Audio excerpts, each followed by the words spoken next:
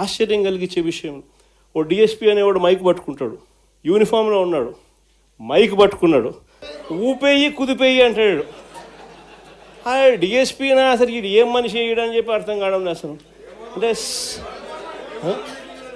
భీమవరం మీటింగ్లోనే అసలు ఇది నిజంగా సమాజంలో ఉన్నామా లేమా, అసలు ఏం జరుగుతూ ఉంది? జంగల్ రాజ్యం అంటే ఇది కాకపోతే ఇంక ఏ రాజ్యం ఇది అని చెప్పి ఆశ్చర్యం కలిగించే విషయాలు. నిజంగా ఈ బరితెగింపు అన్నది, ఈ విచ్చలవిడితనం అన్నది నిజంగా ఏ స్థాయికి వెళ్ళిపోయిందనంటే, చంద్రబాబు నాయుడు గారి ఎమ్మెల్యేలు, చంద్రబాబు నాయుడు గారికి సంబంధించిన వాళ్ళంతా ఏ స్థాయిలోకి వెళ్ళిపోయినారంటే, నిన్న 20 పేపర్లో చూసినాం. కోడూరు ఎమ్మెల్యే ఆరవ శ్రీధర్, అదే మనిషేనా అసలు ఇది ఎమ్మెల్యేనా అని అనిపిస్తుంది నాకు.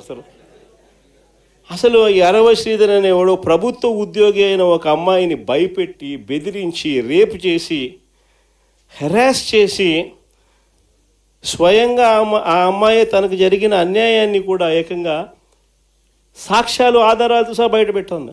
ఆముదాల వలస ఎమ్మెల్యే ఇంకోడు కూన రవికుమార్. ఈయన గారి వేధింపులు భరించలేక గవర్నమెంట్ స్కూల్ ప్రిన్సిపల్ ఆత్మహత్యా యత్నం చేసుకుంటే ఇప్పటి వరకు చర్యలు లేవు. సతివీడు ఎమ్మెల్యే కోనేటి ఆదిమూలం ఒక మహిళను బలాత్కారం చేసిన చివరికి ఆ అధికారిని ఉపయోగించి ఆ కేసునే క్లోజ్ చేయించుకుంటారు. అది ఎంత దారుణంగా జరుగుతుందనంటే, ఇంకొకడు మంత్రి సంధ్యారాణి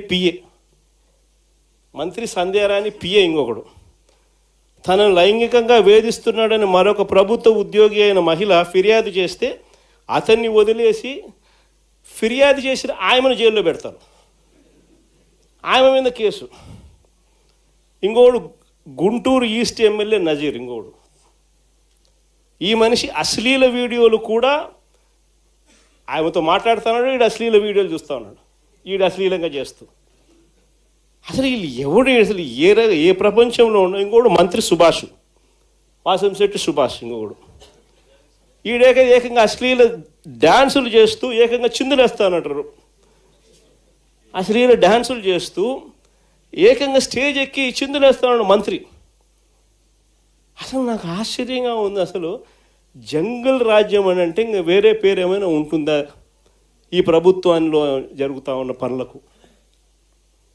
అసలు ఈ స్టేజ్లోకి ఒక ప్రభుత్వం పోవడం ఏంది?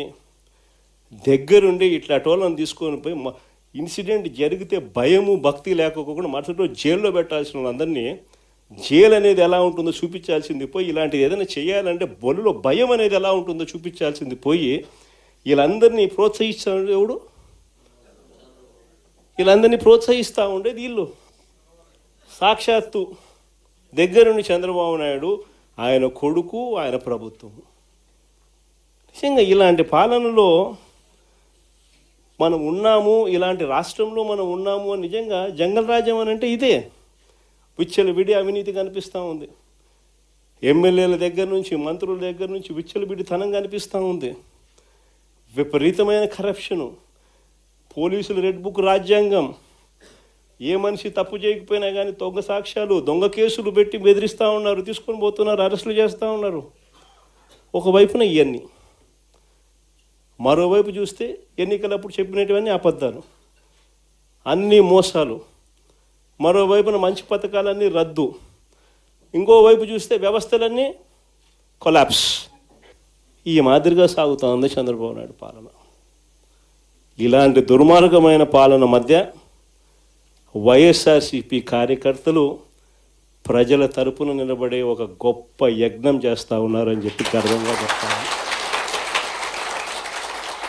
ఇలాంటి పాలన మధ్య ప్రజలకు నిజంగా వైఎస్ఆర్సీపీ పార్టీ